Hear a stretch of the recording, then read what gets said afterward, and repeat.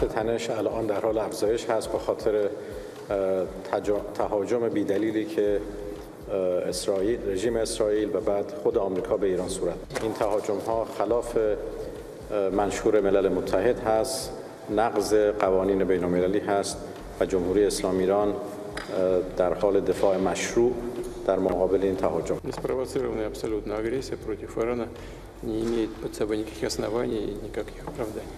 У нас с Ираном давние, добрые, надежные отношения. С своей стороны предпринимаем усилия для того, чтобы оказать содействие иранскому народу. Как вы знаете, я провел телефонный разговор и с президентом Соединенных Штатов, и с премьер-министром Израиля, с президентом Арабских Эмиратов, с президентом вашей страны. ما از مواضع بسیار محکم و درست روسیه در محکوم کردن این تهاجم تشکر. روسیه در جهت درست